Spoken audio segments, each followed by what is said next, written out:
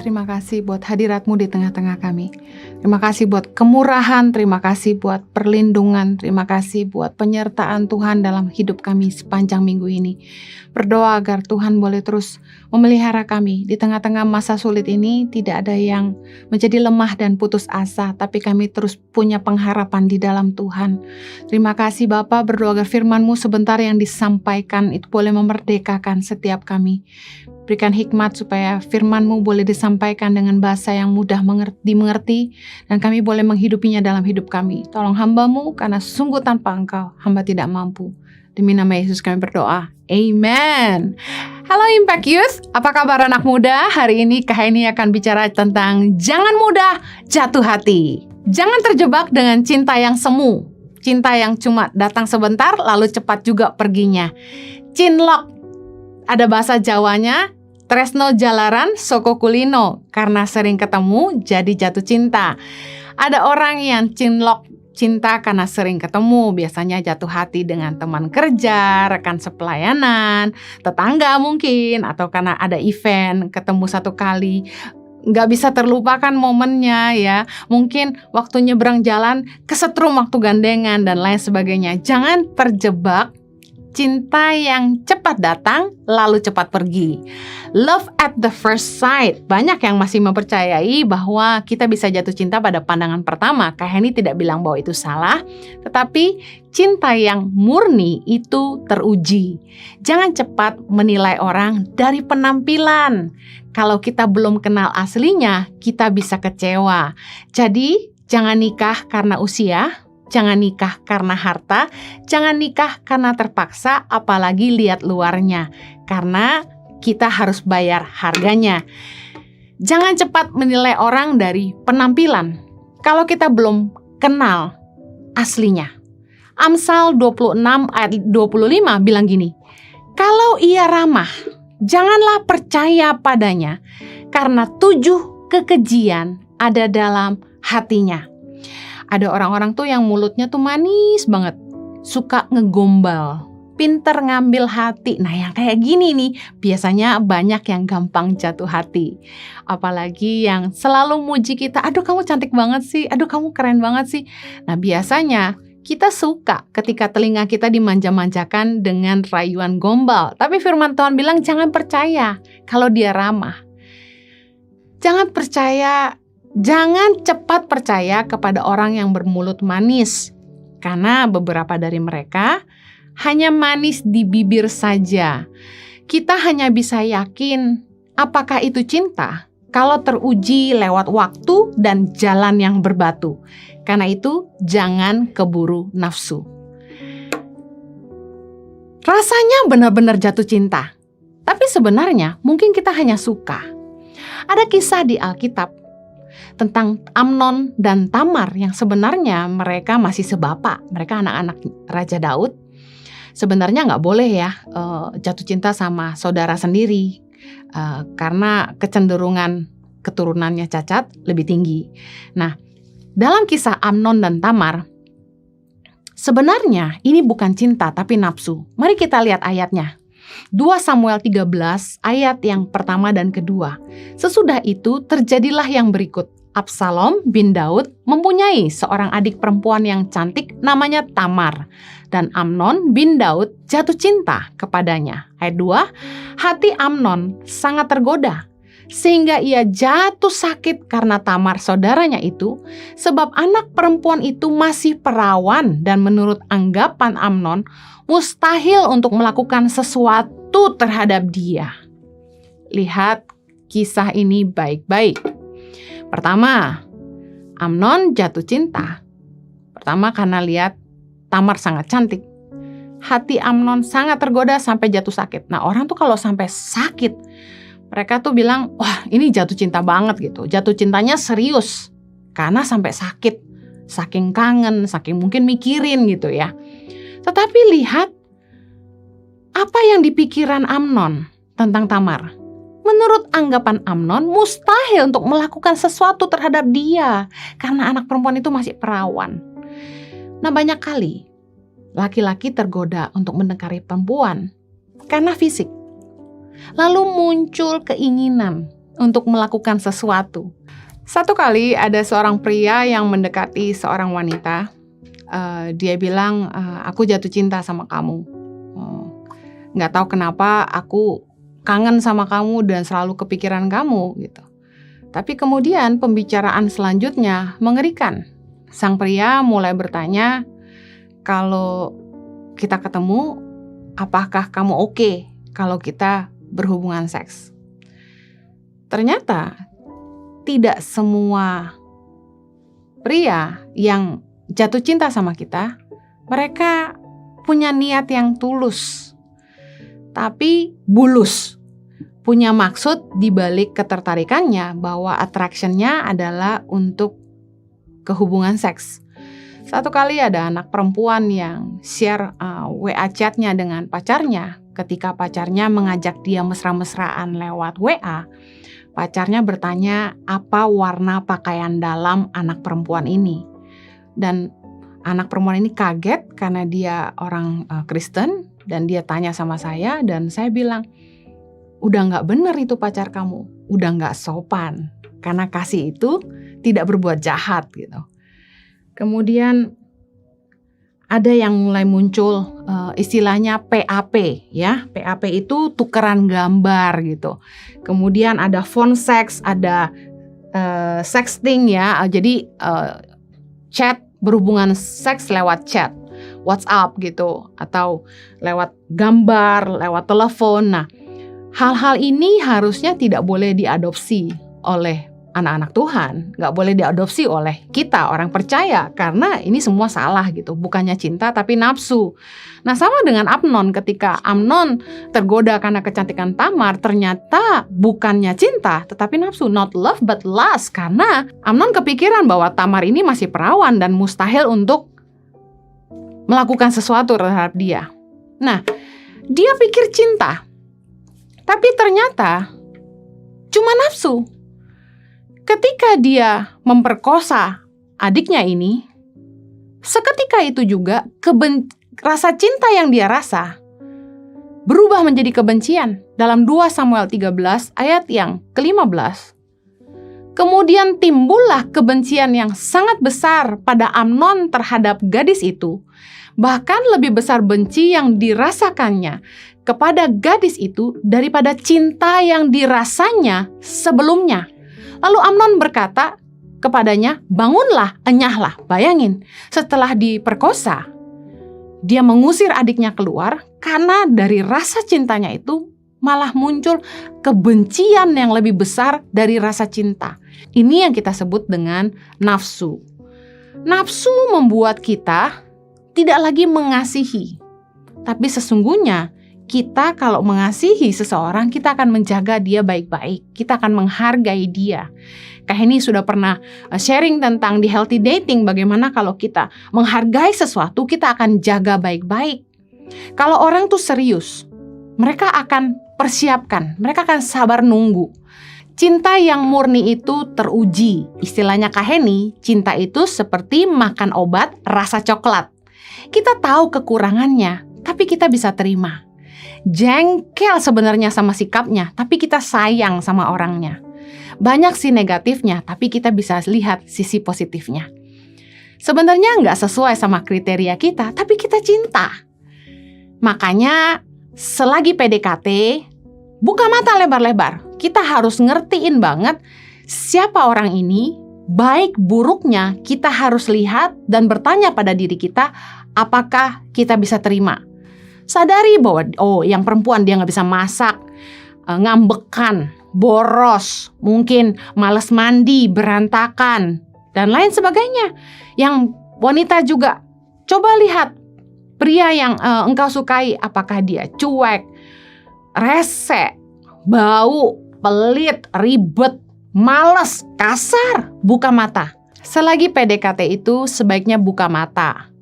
Kita jangan cuma fokus sama kelebihannya, kita harus menyadari kekurangannya. Lihat baik-baik, apakah orang ini punya hal-hal negatif yang mungkin kamu bisa sesali suatu hari nanti. Istilahnya mamahku adalah, jangan sampai cinta membuat kita merasakan kotoran kambing rasa coklat katanya gitu ya. Kita harus ambil keputusan mau dilanjutkan atau tidak. Tapi lucu sih kalau orang tuh biasanya udah cinta, kayaknya bisa nerima segalanya. Kekurangannya dia bisa terima gitu ya. Contoh, satu kali ada anak perempuan yang cerita ke saya bahwa kalau cowoknya itu kalau nonton bioskop atau nonton film apapun suka ngomong. Jadi nonton tuh sambil cerita. Terus saya tanya, rese banget dong, berisik banget dong. Dia bilang enggak gitu ya. Terus saya tanya, kalau kakakmu atau adikmu yang melakukan itu, waktu kamu lagi suruh-suruh nonton, dia ngajakin kamu ngomong, itu apa tuh? Oh, itu gini ya? Aduh, gimana ya? Kamu rese nggak? Dia bilang rese. Nah, kenapa kalau kakak adiknya dia bilang rese, orang yang dia suka dia bilang enggak? Karena nggak realistik. Kadang-kadang cinta itu bikin kita katanya jadi buta. Padahal sebenarnya cinta itu nggak buta. Cinta yang murni itu dewasa. Kita ngerti kekurangan pasangan kita, tapi kita bisa terima. Nah, basi banget kalau orang kemudian sudah nikah, lalu bilang gini, kita beda, kita nggak sama, aku nggak bisa terima kekurangan kamu. Justru waktu kita PDKT, waktu kita dating, waktu yang tepat untuk kita mengenali siapa calon pasangan kita. Biasanya dalam konseling pranikah, suamiku yang menangani, tapi ketika Kak Heni diminta untuk bicara satu sesi, Kak Heni akan bilang gini, ayo coba tuliskan semua sisi negatif dan sisi positif dari calon pasanganmu. Tulis sejujur-jujurnya. Kenapa perlu tulis itu? Yang pertama, kamu jadi tahu seberapa baik kamu mengenal dia. Kalau cuma tahu bagus-bagusnya doang, oh berarti belum tahu aslinya. Ibaratnya gini, kedekatan hubungan itu akan menipiskan toleransi. Semakin dekat kita dengan seseorang, dia akan jadi semakin apa adanya. Nah, ibarat pepatahnya Kak Heni bilang gini, kalau belum pernah cium dia buang angin, berarti kita belum sedekat itu. Kamu jadi tahu kekurangannya, kelebihannya, kamu jadi sadar gitu, orang ini punya kekurangan. Kamu jadi tahu motivasi hatimu, kenapa sih saya mau sama dia? Kemudian, kamu jadi tahu, kamu harus belajar terima atau tidak usah aja. Putuskan, take it or leave it. Jangan nyesel belakangan, buang waktu. Kalau pacaran, terus kemudian kita ketemu ada yang gak cocok, boleh putus gak? Boleh lah. Daripada nikah lalu pisah, mendingan selesai sebelum nikah. Untuk tahu aslinya seseorang, kita perlu mengenali hatinya. Amsal 4 ayat 23 berkata gini, jagalah hatimu dengan segala kewaspadaan, karena dari situlah terpancar kehidupan. Nah, Kak Heni khotbah, di khotbah yang lain, Kak Heni bilang gini, bahwa dalam hati kita itu mengalir aliran air hidup. Dalam bahasa Inggrisnya gini, di atas segalanya jagalah hatimu karena itu adalah mata air kehidupan. Hati kita adalah sumber mata air kehidupan kita. Jadi kalau kita mau tahu aslinya orang, kita harus kenali hatinya. Markus 7 ayat 21 bilang ini, sebab dari dalam hati orang timbul segala pikiran jahat, percabulan, pencurian, pembunuhan, perzinahan, keserakahan, kejahatan, kelicikan, hawa nafsu, iri hati, hujat, kesombongan, kebebalan. Semua hal-hal jahat ini timbul dari dalam dan menajiskan orang. Penting banget. Kalau kita pengen tahu aslinya orang, kita kenali hatinya. Kalau ingin tahu dia baik atau jahat, bukan dengar manis atau tidak omongannya, tapi kenali isi hatinya. Bagaimana mengenali hati orang? Mari kita belajar sama-sama. Matius 12 ayat 33 dikatakan gini, jikalau suatu pohon kamu katakan baik, maka baik pula buahnya. Jikalau suatu pohon kamu katakan tidak baik, maka tidak baik pula buahnya. Sebab dari buahnya lah pohon itu dikenal.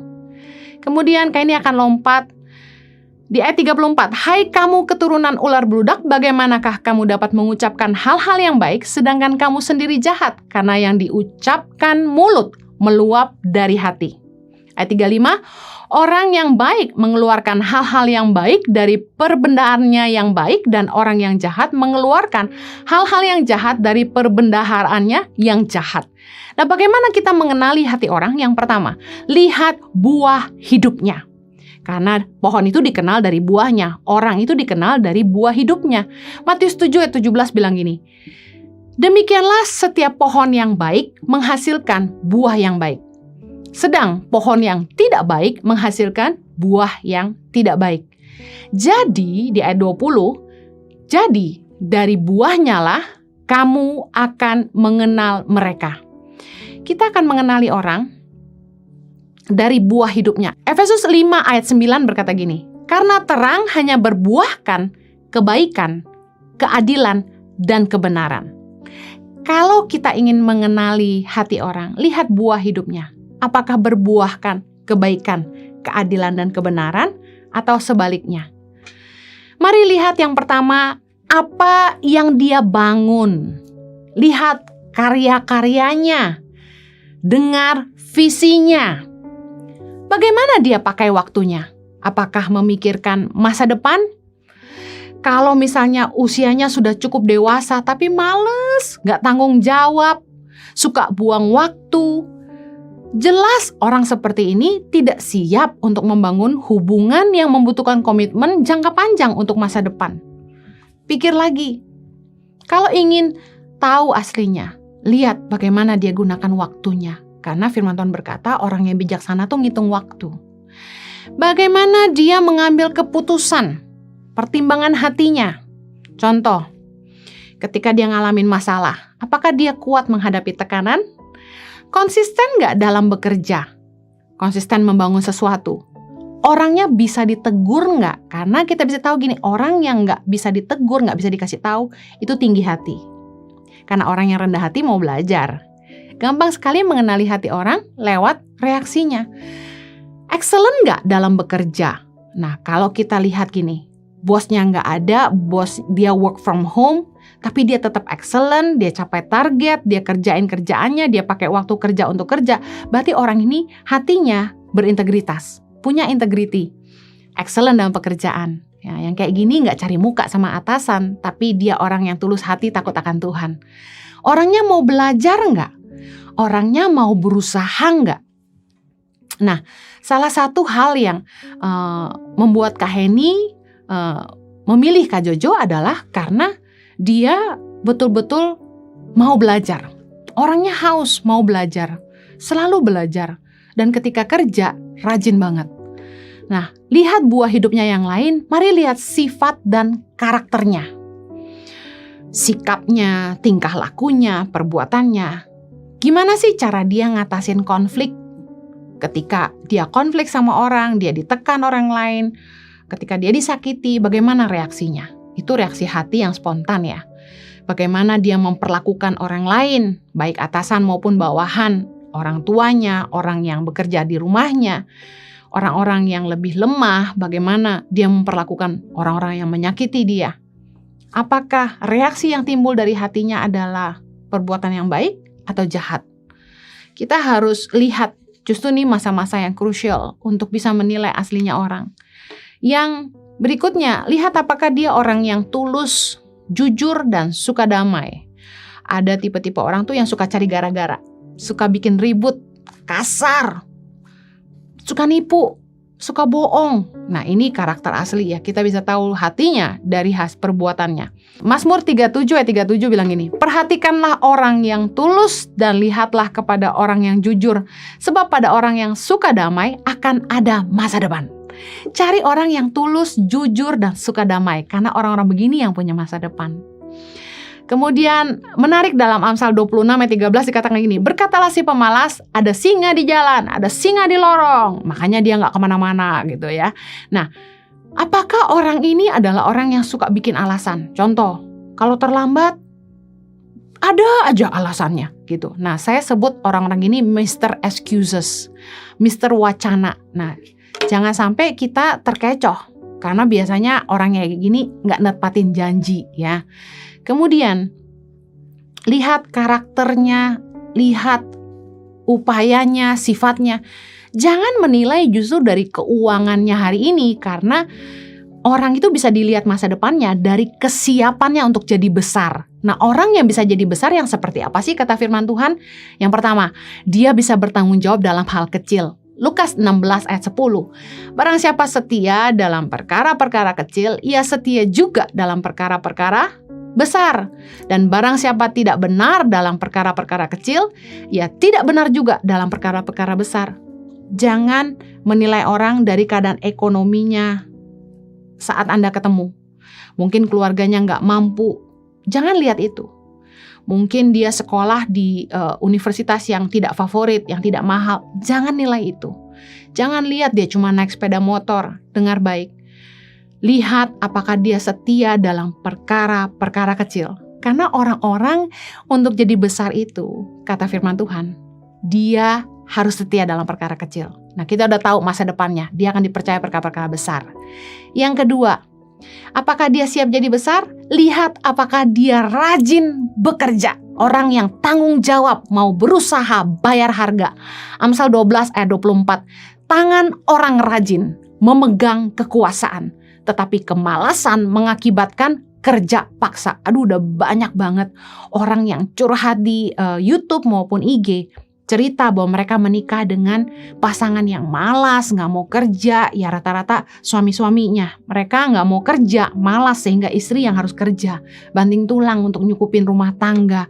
Nah, ini memalukan menurut Kak Heni. Nah, makanya jangan sampai kita terkecoh. Bagaimana kita bisa tahu orang ini ke depan akan jadi besar atau tidak? Lihat apakah hari ini dia orang yang rajin bekerja. Tanggung jawab gak dengan kerjaannya? Bisa dipercaya nggak? Komitmen nggak? Konsisten nggak membangun apa yang dia bangun? Gampang menyerah nggak? Apakah dia betul-betul bisa memimpin dirinya sendiri? Karena orang-orang yang begini pasti siap jadi besar. Karena tangan orang rajin memegang kekuasaan. Satu hari nanti dia pasti dipromosi. Amin. Orang-orang excellent itu, kata firman Tuhan, akan berdiri di hadapan raja-raja. Bukan orang-orang yang biasa. Kita nggak usah pergi ke peramal buat tahu masa depan orang. Firman Tuhan menuliskan. Contoh, masa depan orang yang malas pasti miskin. Amsal 24 ayat 30-34. Aku melalui ladang seorang pemalas dan kebun anggur orang yang tidak berakal budi. Berarti orang ini startingnya nggak kere loh. Mungkin dia dapat harta warisan dari orang tuanya. Dia punya ladang dan dia punya kebun anggur. Wow, punya warisan, punya usaha yang disiapkan oleh keluarga mungkin. Tapi ayat 31, lihatlah semua itu ditumbuhi onak. Tanahnya tertutup dengan jeruju dan temboknya sudah roboh. Ayat 32, aku memandangnya, aku memperhatikannya, aku melihatnya dan menarik suatu pelajaran. Ayat 33, tidur sebentar lagi, mengantuk sebentar lagi, melipat tangan sebentar lagi untuk tinggal berbaring. Ayat ke-34, maka datanglah kemiskinan seperti seorang penyerbu dan kekurangan seperti orang yang bersenjata. Udah gak usah pergi ke peramal, kita udah bisa tahu orang malas itu masa depannya miskin. Yang terakhir, bagaimana mengenali buah hidup seseorang? Lihat nilainya. Apa yang paling penting dalam hidupnya? Kita bisa tanya, apa sih yang bikin kamu suka sama aku, say? Gitu ya. Apa sih yang bikin kamu suka sama aku? Karena gini, apa yang penting bagi dia? Itu yang biasanya dia cari dalam diri kita. Contoh, karena kamu cantik, berarti dia orang yang physical minded. Hati-hati, nanti suatu hari kalau kamu udah gak langsing lagi, nggak terlalu cantik lagi, atau amit-amit kenapa-napa nanti, dia tetap sayang nggak sama kamu. Nah, ini bisa jadi ukuran. Kemudian, oh aku pengen cepet nikah sama kamu karena aku udah berumur. Aku pengen punya keturunan. Nah, berarti apa yang paling penting buat dia? Dia pengen punya keturunan. Dia takut udah tua dan nggak cepet nikah. Nah, yang seperti ini kita harus hati-hati. Bagaimana kalau ke depan ternyata tidak dikaruniai keturunan? Apakah rumah tangga akan tetap bertahan? Nah, kemudian lihat apa yang paling penting lagi. Oh, aku suka sama kamu karena kamu tuh orangnya nggak egois, kamu tuh sabar. Wah, luar biasa, berarti dia lihat karakternya. Kemudian, aku tuh suka sama kamu karena kamu pintar masak. Waduh, berarti dia suka kalau kamu masak gitu ya. Berarti ini orang suka makan. Kemudian, aku suka sama kamu soalnya kamu tuh pintar cari duit. Cilah, bawa rezeki kata orang gitu ya. Aku suka sama kamu karena kamu kaya. Nah, nggak mungkin lah terus terang gitu ya. Tapi ada beberapa hubungan yang motivasinya itu tidak murni. Cinta karena harta. Nah, kita harus lihat Apa sih nilai yang paling penting dalam hidupnya? Apa sih yang jadi ukuran yang paling penting? Contoh, uang paling penting. Kalau orang ini cinta uang, kita bisa lihat dari bagaimana dia mengukur segala sesuatu dari nilai uang. Kalau orang yang cinta uang, saya cuma bilang gini, nikah sama orang yang cinta uang itu banyak sengsaranya. Karena orang yang cinta uang itu bisa jadi sangat kejam terhadap sesamanya, termasuk pasangan dan keluarganya. 1 Timotius 6 ayat 10 bilang gini, karena akar segala kejahatan ialah cinta uang. Berarti dari cinta uang akan banyak lagi kejahatan yang lain. Sebab oleh memburu uanglah beberapa orang telah menyimpang dari iman. Menghalalkan segala cara maksudnya. Walaupun tidak sesuai dengan kebenaran. Dan menyiksa dirinya dengan berbagai-bagai duka. Kenapa? Karena nggak ada ngerti kata cukupnya. Serakah, cinta uang, uang segalanya. Kerja nggak kenal waktu. Ada loh orang tuh yang kerja mulu, keluarganya nggak pernah diajak liburan. Nggak pernah ngajak keluarganya tuh refreshing, spend time, off the phone ya, nggak pegang gadget, fokus sama istri, sama anak. Enggak, kerja mulu. Nah yang kayak gini gimana mau bahagia coba? Pegel, sumpek banget. Ya kan? Nah orang yang cinta uang itu biasanya mencintai dirinya sendiri dan jadi budak uang. 2 Timotius 3 ayat 2 bilang gini, manusia akan mencintai dirinya sendiri dan menjadi hamba uang. Wah ini yang terjadi. Mereka akan membual, menyombongkan diri, mereka akan menjadi pengfitnah, mereka akan berontak terhadap orang tua, tidak tahu berterima kasih, tidak mempedulikan agama. Nikah sama orang yang cinta uang, pasti sengsara. Yang terakhir, bagaimana kita mengenali hati orang? Dengar apa yang keluar dari mulutnya. Tadi firman Tuhan bilang, ucapan mulut meluapnya dari hati. Kalau kita mau kenali hati orang, tadi yang pertama kita lihat buah hidupnya, yang kedua kita dengar apa yang keluar dari mulutnya. Makanya waktu kita PDKT atau dating, kita harus ngobrol. Jangan celamitan, cem-ceman, dan sebagainya ya. Pakai waktu dating itu buat ngobrol. Waktu PDKT itu ngobrol lah, bertanyalah, galilah gitu loh. Matius 12 ayat 35 tadi kita sudah baca, orang yang baik mengeluarkan hal-hal yang baik dari perbendaharaannya, bicara dari hatinya yang baik. Orang yang jahat mengeluarkan hal-hal yang jahat dari hati yang jahat. Jadi kita bisa tahu hatinya lewat perkataan mulutnya. Pertama, apakah perkataannya kotor? Kak Heni yakin kalau perkataannya kotor berarti hati dan pikirannya kotor juga. Apakah perkataannya kasar dan pahit? Berarti hatinya sakit, hatinya pahit. Nah biasanya kayak gini ngomongnya selalu gak enak, nyakitin mulu ya. Apakah dia suka menghakimi orang lain? Waduh, yang kayak gini merasa diri benar. Apakah dia suka ngomongin orang, suka gosipin orang? Wah kalau kayak gini tukang gosip berarti ya. Jangan duduk dengan pencemooh kata firman Tuhan. Apakah dia suka memuji diri sendiri, bermulut besar? Yang kayak gini kita tahu berarti dia tinggi hati. Nah orang yang mulutnya besar biasanya karyanya kecil. Orang yang mulutnya kotor, tadi Kak Heni bilang, pikiran dan hatinya kotor. Kolose 3 ayat 8, tetapi sekarang buanglah semuanya ini, yaitu marah, geram, kejahatan, fitnah, dan kata-kata kotor yang keluar dari mulutmu. Kita harus ingat bahwa perkataan adalah taburan bagi masa depan. Masa depan kita ditentukan dari apa yang keluar dari mulut kita. Amsal 18 ayat 20 bilang, perut orang dikenyangkan dari hasil mulutnya. Ia dikenyangkan oleh hasil bibirnya. Ada orang tuh yang gak pintar bangun hubungan, gak pintar bangun koneksi. Nah itu agak bermasalah dalam membangun usaha ke depan gitu ya. Nah makanya perut orang dikenyangkan oleh hasil mulutnya tuh benar ketika dia diinterview dan jawabnya tepat, dia dapat kerjaan gitu ya.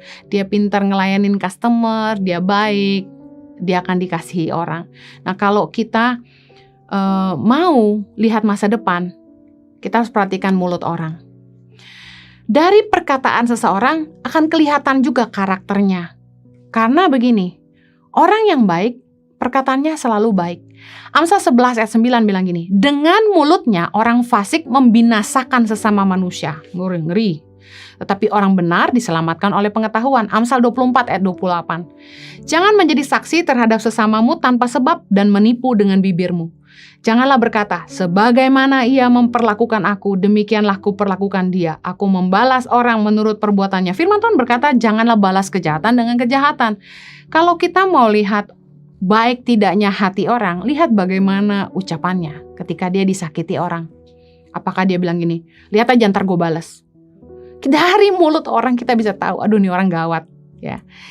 Orang-orang pembawa damai akan disebut anak-anak Allah. Kalau mereka tukang cari ribut, mereka anak siapa? Nah, kalau kita ingin kenali hati orang, pastikan kita lihat buah hidupnya. Kita dengarkan kata-katanya. Dari situ kita bisa tarik lurus seperti apa hatinya. Jangan mudah jatuh hati supaya kamu tidak sakit hati. Cinta yang murni itu teruji. Mari kita berdoa. Bapa di sorga, beri hikmat buat anak-anak muda untuk mereka tidak cepat-cepat jatuh hati, tidak mudah jatuh hati sehingga mereka tidak sakit hati. Buat mereka bijaksana untuk menilai siapapun yang mereka dekati, siapa yang mereka sukai, supaya ketika mereka berusaha mengenali hati, Tuhan bukakan. Tuhan, apa yang terselubung boleh Tuhan singkapkan. Supaya mereka bisa mengenali hati orang, mereka bisa tahu aslinya orang, mereka bisa menilai dari situ. Karena setiap keputusan kami punya konsekuensi. Berdoa supaya anak-anakmu diberikan hikmat dan kebijaksanaan dalam membuat keputusan. Demi nama Yesus kami berdoa. Amen.